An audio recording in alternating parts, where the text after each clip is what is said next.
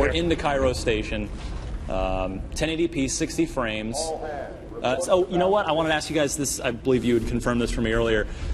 Two-player online co-op for the first time in the Halo campaign, correct? Halo 2 campaign? That's right. Yeah, we're going to have that for in particular for 2, 3, and 4. Yep. We're going to have those across the board on those, which is going to be a tremendous amount of fun. Similar for Forge as well. You're going to be able to Forge on 2, 3, and 4. Awesome. Forge on 2? That's correct. How is that possible? That's more the magic.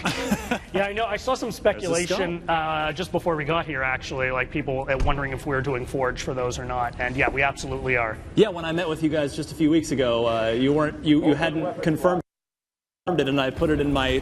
I have a big preview piece that breaks down everything on IGN right now. I need to actually go in and update that with some good news. I want to keep you going. Yeah, no, so absolutely. So when we spoke, what was it, 3 weeks ago? Yeah, something like that. We were close to locking it, but we weren't 100%. And between now and then, that has locked and confirmed.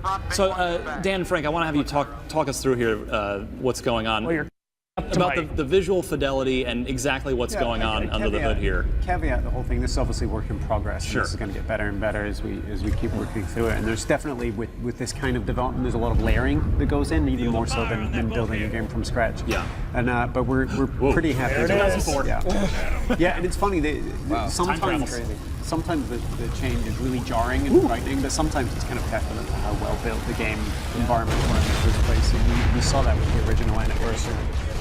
But yeah, and the other thing is the switch is instant now. Previously there was a little bit of lag as you switch between the memory and screen buffers, and now that switch is 100% instant. You can do it in the middle of a firefight and survive. So are these Elite and Grunt models built off? Are these the Halo 4 ones? Are these all new models that have been done for the enemies? So we grabbed from a number of different games actually to pull them together for this. As you can see, there's a pretty stark difference even between the characters here as you're swapping back and forth.